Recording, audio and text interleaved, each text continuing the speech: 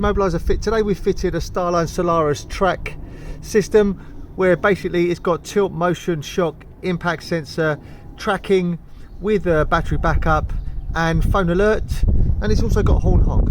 So we're going to show you how it works. So obviously when you leave the vehicle, just zap it in the normal way.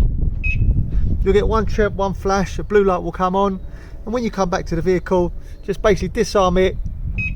You'll get normally 2 bleeps, 2 flashes, unless it's been triggered. It'll give you several bleeps and several flashes to tell you the alarm was triggered in your absence. So what we're going to do firstly is we're going to arm it and we're going to wait for it to set, and then we're going to just show you the phone alert part of the system. So we're going to arm it and wait for it to set.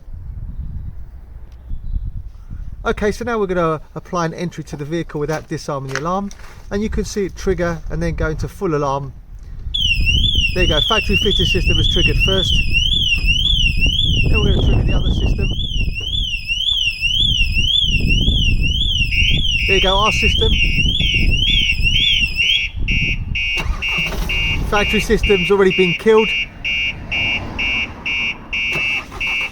And now we've got the immobilisation circuit that the vehicle won't start. Shortly, we're going to get a phone call to tell you the alarm has been triggered. There you go. There you go. Alarm is now triggering. So let's just disarm it. As you can see, it's trying to call us to give us notification.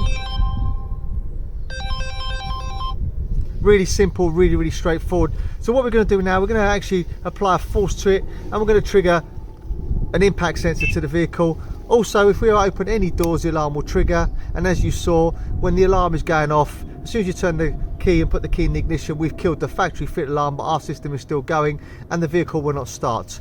Okay, so shortly we're going to actually apply a force and you're going to see it go off. So what we're going to do now is we're going to apply a force to it. You're going to see it trigger again. That's a pre-warn. So that means depending on the intensity of the force, you'll either give a pre-warn or a full trigger. So now we're going to apply even more force. There you go, alarm's going to full trigger. So let's just disarm it now. So finally what we're going to do now is we're actually going to enable another feature called a horn honk trigger. The reason why we've had it turned off is we don't upset the neighbours. Here we go again, there you go. System's calling us. So it's giving us notification that the actual alarm is triggering.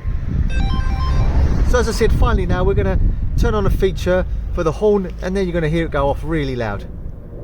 So let's just set the alarm again now, finally. There it goes, and wait for it to set. Okay, so now it's armed, and so what we've done is we've actually set a horn honk trigger with a slight delay, so it gives you about 5 seconds, 5 to 10 seconds to disarm the system as the alarm is counting down and triggering, but you're going to see how loud it goes.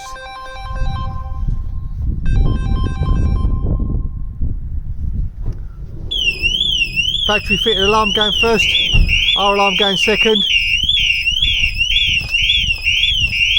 There you go.